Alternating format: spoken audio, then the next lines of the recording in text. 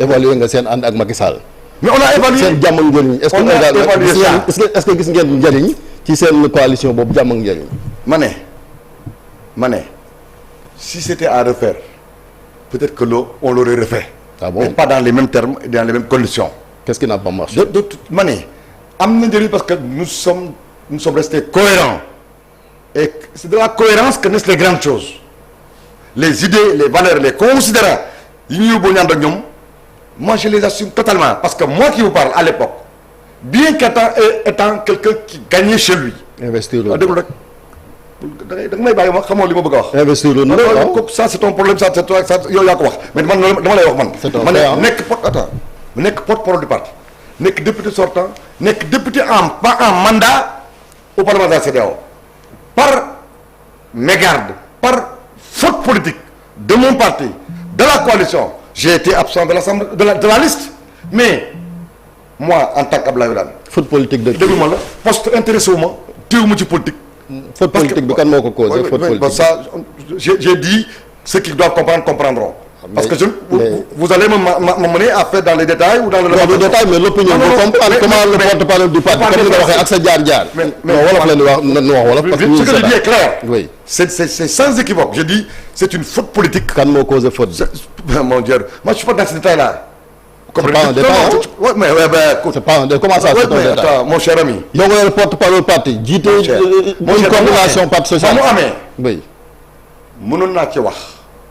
waxuma ci par dignité waxuma ci par sens de l'intérêt général parce que ma personne importe peu parce que moi bi PS daanoo en 2000 je n'avais jamais été auparavant ministre responsable de premier plan membre du gouvernement ou directeur ou quoi que ce soit j'ai tenu le flambeau du parti jusqu'à maintenant donc vous comprenez quand vous posez une question à un homme essayez de vous mettre dans sa tête et dans sa psychologie parce que ça permet de créer un climat de respect. soo wéetee doo am méthode ci loolu soo wéetee. en tout cas je répète sunu diggante ak jàmm ak njëriñ.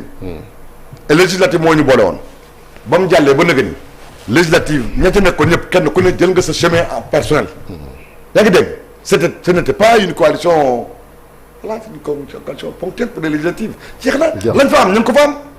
wax nga ko sànq aussi ci li nga xamante ni moom mooy parlement CEDEAO député nga fa woon mandat bi day jeex étant donné que. normalement amoo mandat fii ci Sénégal.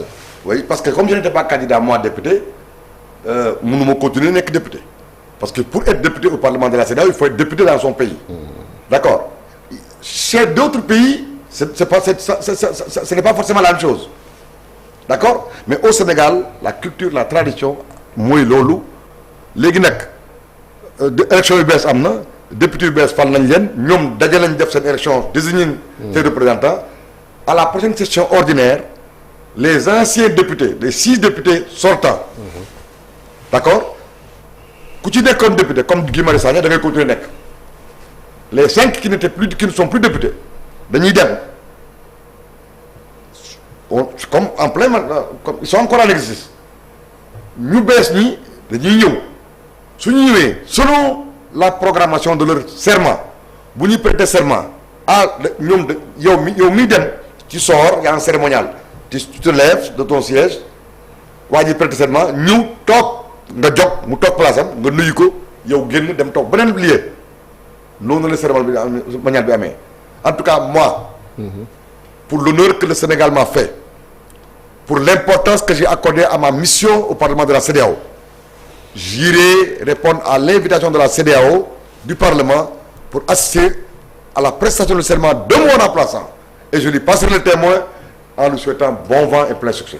am na solo donc dinañ ñëwaat ci CEDEAO ak sous-région bi incha allah mais dañuy des assemblée nationale parce que ëllëg incha allah am na benn résolution bu ñu war a def pour mise en accusation ay anciens ministres yoo xamante ni yéen a bokkoon seen coalition ci jamonoy Macky Sall juróomi kilifa la yoo xamante ni en tout cas haute cour de justice moom moo leen war a àtte jëm ci reddition des comptes ni ñu yore woon Sénégal li mu am bariwut à part xëy na Mamadou Dia bi ni doog am suñu indépendance. mais Chérif bu ma parler là d'une yaa ngi may wax une bonne nouvelle.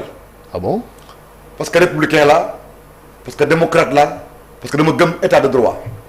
parce que dama gëm présomption d'innocence parce que dama nangu présomption de culpabilité donc dans un pays qui fonctionne dans une démocratie normale loolu xel mën na ko nangu.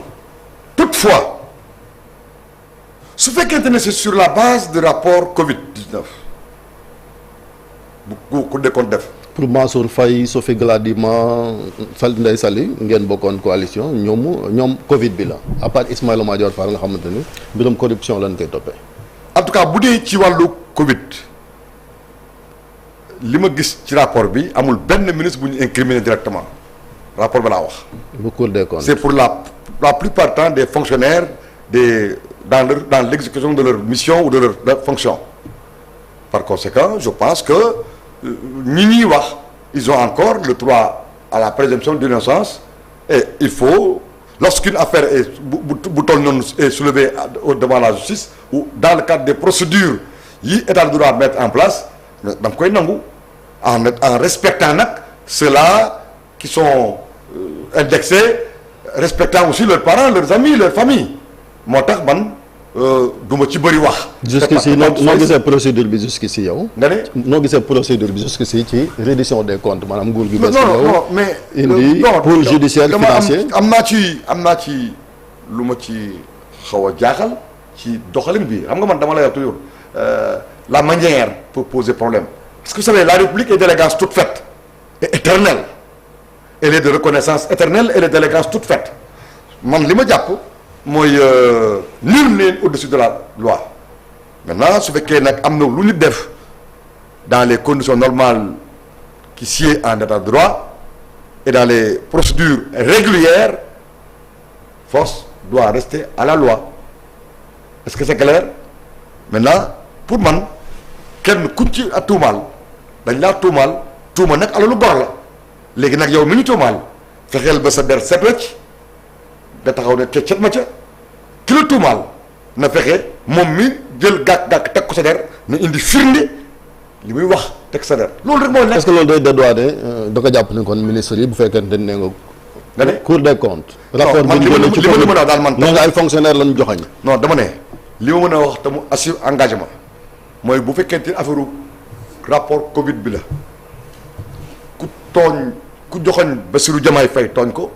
ku joxoon Ousmane Sonko tooñ ko yooyu rapport bi enquête Cour des comptes def ñu ngi ko def ci jamonoy Macky Sall man li ma xam laa wax li ma gëm laay wax benn deuxièmement amoon na sax en 2023 début ay audition donc ça veut dire que Macky Sall prépare blanchirul ma Samba protégé wul ma Demba la rapport ba na mu mel la bàyyee ki ko wuutu kooku li mu ci gis ne loolu la ko yoon sant loolu lañ ko digal loolu lañ ko xelal moom lay jëfee. mais yaa ni rapport bi joxuñu ay ministre ay fonctionnaire la joxoñ mais ñaari yëf la yow kon da ngay boole yu bokkul. non boobu benn la rek ban xam nga niveau bi may wax rek ko ci tudd Diomaye tooñ ko. non dama ne la man bu dee ci rapport boobu la yow ak kum lire rapport bi doo ci gis ministre buñ incriminé ne yaa def nangam. oui loolu mooy dëgg man sosuma mais kon jaaxal na ma ñii lu ñu ci indee yaa ngi dégg mais. Qu'à cela ne tienne luñ ci mënti def nañu respecter état de droit nañu respecter seen présomption d'innocence nañu buñ ci dugal benn politique bu ñu dugal fayanto. d'accord surtout que yi ma fi gis ñu mu jox day mel ni ki lu fi amoon en 2012 7 ans durant bi ñu waxee traque des biens mal acquis lañ njëkk wax ñoom président Macky Sall Tanor supposé yàlla na ko yërëm ci ngeen bokkoon mais je te parle de mon patron. Ouais. Je te parle de celui qui m'a. non léegi nag ñoom qui m'a mis à l'étrier. dag na qui m'a mis à l'étrier. oui. Tanor ne à l'époque supposé mal acquis. parce que loi bi yéen waa 12 ans fu ne nga yóbbu fa jaay fa xaalis fu ne nga dem set 15 yaa ngi dégg lépp jaay dafa tàmbali àjjana ñii it en 5 ans il risque de toutes les façons. il risque c'est-à-dire dafa cette question que vous soulevez m'amène à dire au nom du Parti socialiste qui a fait du dialogue un autre nom du Sénégal sous Senghor déjà dans les années 70 et même avant cela parce que c'est par dialogue qu'il y a la ñuy àgg ci ay fusion abstention mais de manière plus appuyée de manière plus identitaire le président Diouf en a fait un art de gouvernement ou une manière de gouverner gouvernement d'union nationale de couverture et de rassemblement, gouvernement de majorité présidentielle élargie, dialogue avec l'opposition ayant fait avancer des réformes essentielles du code électoral, le code consensuel. Attendez. On va aborder ces questions. Nous, on est donc sur le principe, les concepteurs, les inventeurs du dialogue qu'on a mis en œuvre. Mais on ne peut pas dialoguer dans certaines conditions et dans certaines situations. C'est pourquoi le Parti socialiste voudrait profiter de cette prise de parole. Wax président Bassirou Diomaye Faye moom moo convoqué dialogue waxul sax dialogue national dialogue politique la woote. dialogue nag balaa nga ko mën def da ngay wóoluwante nga nawlonte ak ki ngay dialoguel. dialogue balaa nga koo def xel day dal ki nga ko séqal jàpp ne li ngeen di waxtaanee njëriñ li intérêt Sénégal la du taaxantoo boo bëgg a dialoguer ba noppi naan su ngeen ñëwul am naa majorité boo def nangam kon mun naa ñàkk ñi bëgg président Diomaye Faye ñi ngi rafetlu woote bi mu woote dialogue national ba tuddee ko dialogue politique mais dañoo comme gise amul dëgg la de kilifa kenn du ko xelal ci pénc waaye comme waxukaay yi la ñu am pour jottale ko suñu xalaat jàkkaar naa ne am na ci Sénégal ay jumtukaay ay diggante ay nit yu mën a gën a rataxal diggante yi dalal xel yi ba nga xam ne du nekk jamalaa kaayu sa yaay sama yaay du ma woowee paaka ki ñu tabb muy facilitateur général bi moom it na xam ne agenda am en tant que administrateur bu ñu dénk dialogue national dialogue politique bokkul ak agenda ñi mu séqal politique bi te dialogue bi c'est l'ensemble des forces vives mais les forces politiques prises individuellement. D'accord léegi. Ce point de vue je pense que il faut dégrossir les problèmes il faut déblayer le terrain il faut établir les contacts on n'a pas besoin même de médiatiser ça. Mais il faut am na un lien bu ñu war a créer. dinañ commenter terme de référence dialogue bi ndax xëy na jot nga ko mi ngi ci penc mi nit ñi teg ci bët mais dañuy des ci justice ba léegi ak mbiram reddition des comptes boobu. Là aussi une bonne nouvelle et une bonne pratique. waaw ça n'a rien à voir ak dialogue mënut a tere justice. Reddition des comptes. oui dama ne reddition des comptes. ci démocratie ci réew mu ñuy wax transparence réew mu ñuy promouvoir bonne gouvernance lu jaadu la lu rafet la yaa ngi dégg waaye nañu fexe rek ba bu mu niroog làq doom dóor doom c'est comme dialogue bi dialogue mën ngaa dialoguer ci dialogue politique da indi ay réforme da nga indi réforme waaye bu mu nekk luy yàq lu la jox dayoo ak manoore ak wuy on parle dina wax ci dialogue mais parce que jag-jagal moo yàqoon ba di golo jag-jagal haute cour de justice bi xam nga dafa am ay député yoo xamante ni dañuy composé membre haute cour de justice bi même si am na ay magistrat président cour suprême ku nekk ak sa liggéey ci commission des mais est-ce que fi Sénégal toll jarut xoolaat maanaam ay député wala que vous êtes partisan di participer ci ay kuréel yoo xamante ni ngir àtte la jarut xool loolu